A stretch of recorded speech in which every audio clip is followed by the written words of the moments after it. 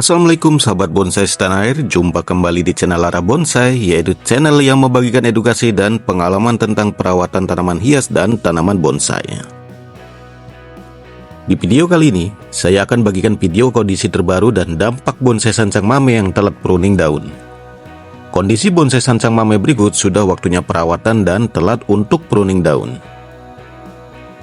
Jadi video kali ini yang saya bagikan yaitu saya akan lakukan perawatan berupa pruning daun, serta perapian karakternya, pembersihan batang, cabang, dan ranting, serta di akhir perawatan saya akan lakukan penyiraman yang dicampur vitamin B1 seperti biasa. Bonsai sancang mame berikut kondisinya terlalu subur walaupun kondisi cuaca di tempat saya sekarang masih sering dihujan. Dan kondisi daun bonsai sancang mame berikut sangat hijau dan mengkilap, itu tandanya bonsai tersebut subur dan asupan cahaya matahari pun tercukupi. Namun karena hujan di tempat saya sangat sering dan sekali hujan sangat lebat, dampaknya bisa menyebabkan rawannya terkena hama atau kutu putih. Maka dari itu, di video kali ini saya akan lakukan pembersihan bagian batang, cabang, dan ranting supaya bonsai sancang mame berikut kesuburannya tetap terjaga dan bebas hama. Bonsai sancang mame tersebut telat dalam pruning, sehingga ranting-ranting tersebut sangat panjang seperti bonsai yang tidak terurus. Namun kali ini akan saya pruning daunnya supaya bonsai tersebut karakternya tidak berubah dan bagus kembali sedia kala. Jadi bagi sahabat saya sarankan, sesibuk apapun sahabat bekerja, apabila memiliki bonsai jenis apapun itu, luangkan waktu sebisa mungkin untuk perawatan bonsai yang sahabat miliki. Supaya bonsai yang sahabat miliki, karakter dan program yang susah-susah dibentuk tidak berubah dan tidak kembali lagi ke awal asalnya. Karena apabila bonsai yang sudah telat pruning daun seperti dalam video berikut, bisa menyebabkan daunnya berubah ke asalnya atau membesar ke alaminya. Apalagi kondisinya terlalu subur seperti bonsai sancang mame yang ada pada video berikut. Dampaknya, karakter atau gerak dasarnya bisa hilang dan susah untuk membentuk ulang. Dan lebih fatalnya harus memprogram gerak dasarnya di awal lagi. Jadi merawat suatu bonsai, hal yang harus diperhatikan yaitu menjaga kondisi bonsai tersebut tetap kerdil dan mini sesuai yang diprogram gerak awalnya. Karena suatu pohon dinamakan bonsai yaitu pohon yang dikerdilkan. Jadi perawatannya sebisa mungkin tetap kerdil dan subur. Namun, suatu bonsai terlalu subur tidak bagus dan kurang subur pun tidak bagus. Jadi, sahabat harus pintar-pintar mengatur kesuburannya atau solusinya apabila terlalu subur, maka jangan sampai telat melakukan perawatan atau telat pruning daun. Dan seperti biasa, sebelum saya mulai tahap-tahap perawatannya, channel Lara Bonsai masih membutuhkan dukungan dari sahabat-sahabat semua. Jadi jangan lupa like dan subscribe channel Lara Bonsai supaya saya lebih semangat lagi dalam berbagi edukasi perawatan dan inspirasi tentang dunia tanaman hias dan tanaman bonsai.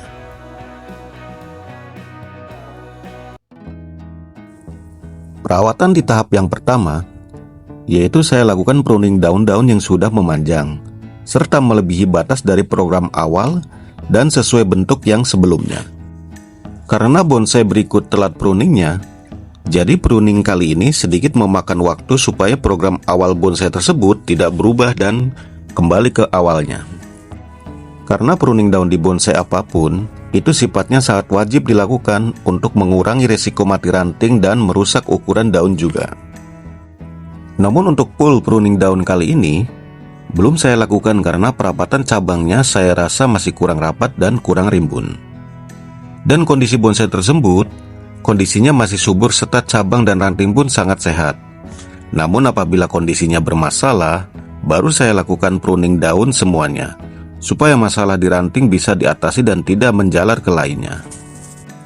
Tapi sahabat juga bisa lakukan pruning pucuk daun semuanya di bonsai milik sahabat meskipun kondisi bonsai sahabat kondisinya subur. Karena para senior di dunia bonsai pun sering melakukan hal tersebut, dan aman-aman saja. Tetapi untuk para sahabat pemula, perlu diingat, pruning full daun di bonsai jenis sancang memang cepat pertumbuhannya, tetapi berbeda dengan bonsai jenis-jenis lainnya seperti santigi atau jenis anting putri. Karena menurut pengalaman yang saya lakukan selama ini, jenis sancanglah yang cepat dalam pertumbuhannya dibanding lainnya. Jadi saya harap bagi sahabat pemula di dunia bonsai, sebelum melakukan pruning pull down atau pruning semuanya, harap pelajari terlebih dahulu kriteria jenis bonsai tersebut sebelum nantinya menyesal atau khawatir terjadinya kenapa-kenapa pada bonsai yang sahabat miliki. Dan sahabat pemula bisa belajar tentang jenis bonsai serta masing-masing kriterianya melalui video-video edukasi tentang bonsai, baik dari website ataupun YouTube seperti video yang selalu channel Arah Bonsai bagikan. Serta bagi sahabat pemula, waktu pruning daun jenis sancang yang ukurannya daunnya sudah mengecil seperti sancang berikut, jadi harapkan menggunakan gunting pruning yang sesuai, tajam, dan kalau bisa gunakan gunting khusus bonsai. Karena bertujuannya supaya terhindar dari salah potong daun atau juga daun-daun yang seharusnya tidak dipotong, karena guntingnya tidak sesuai bisa menyebabkan ikut terpotong. Dan apabila sahabat belum memiliki rezeki lebih untuk membeli peralatan bonsai, untuk gunting khusus pruning saya berbagi rekomendasi kepada para sahabat, yaitu untuk sementara sahabat bisa sambil menabung, sahabat bisa membeli gunting untuk potong alis atau gunting kosmetik yang ujungnya tajam seperti yang ada video berikut. Selain harganya sangat terjangkau, dan untuk ketajamannya pun cukup bagus digunakan untuk pruning daun. Dan nantinya setelah sahabat ada rezeki lebih, alangkah bagusnya gunakan gunting yang khusus untuk bonsai serta peralatan-peralatan bonsai yang diperlukan untuk perawatan bonsai sehari-harinya. Dalam pruning daun sebuah bonsai jenis apapun itu, sahabat tidak perlu ragu ataupun khawatir, karena pruning daun di pohon bonsai memang wajib dilakukan karena pruning daun adalah bentuk perawatan suatu bonsai serta menjaga bentuk bonsai yang sudah diprogram serapi mungkin. Awalnya bonsai sancang mame berikut tidak serimbun seperti sekarang. Karena saya rutin lakukan pruning daun, maka ranting dan daun pun makin rapat dan rimbun. Dan di samping itu, tingkat kesuburannya pun harus diperhatikan baik dari perawatan harian, nutrisi pupuk yang tercukupi, serta media tanam yang sesuai. Karena apabila bonsai tingkat kesuburannya bermasalah, jangankan untuk merimbunkan daun, mempertahankan hidup pun sangat susah. Jadi sesering apapun sahabat lakukan pruning daun, maka hasilnya malah lebih bagus dan dapat merapatkan percabangan serta menjaga kondisi bonsai tersebut semakin sempurna hasilnya. Dan poin paling penting untuk menjaga kesuburan pada daun suatu bonsai jenis apapun itu yaitu asupan cahaya matahari yang tercukupi. Alangkah bagusnya untuk menjaga kondisi daun dan kesuburannya, suatu bonsai diletakkan di tempat yang terkena cahaya matahari. Karena suatu bonsai jenis apapun itu wajib terkena cahaya matahari supaya bisa berfotosintesis. Dari fotosintesis itulah bonsai bisa mengolah nutrisi dan makanannya supaya bisa tetap sehat dan subur. Apalagi bonsai jenis sancang berikut. Jenis sancang sangat bagus di daerah panas atau terkena full sinar matahari seharian. Jika sinar matahari tercukupi, maka pertumbuhannya pun sangat cepat serta kondisi daun pun sangat subur dan mengkilap. Salah satu ciri suatu bonsai subur yaitu dari segi daunnya berwarna hijau pekat dan mengkilap. Apabila daunnya hijau pucat dan sedikit mengering, itu pertanda bonsai tersebut bermasalah kesuburannya. Dan biasanya langkah pertama yang saya lakukan apabila bonsai bermasalah, yaitu saya cek di bagian akarnya, apakah ada yang busuk atau dengan cara mengganti media tanamnya serta penambahan pupuk.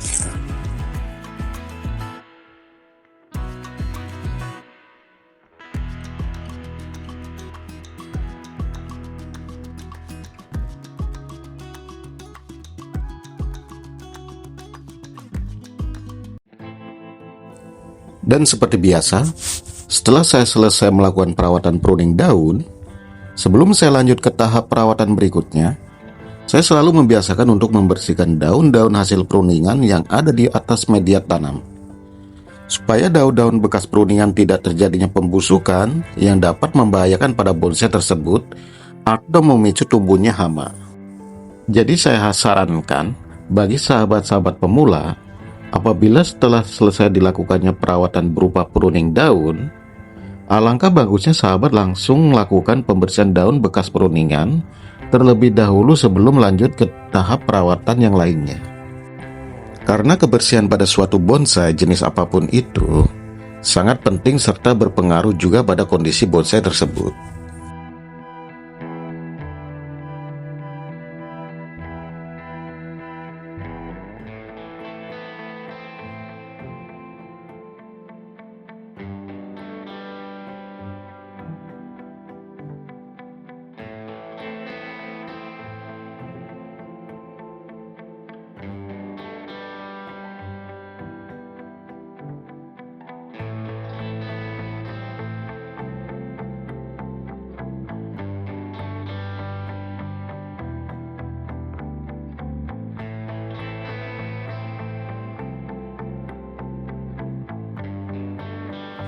Di tahap selanjutnya atau tahap yang kedua, saya lakukan pembersihan batang, cabang, dan ranting dengan cara disikat secara merata dengan menggunakan metode kering.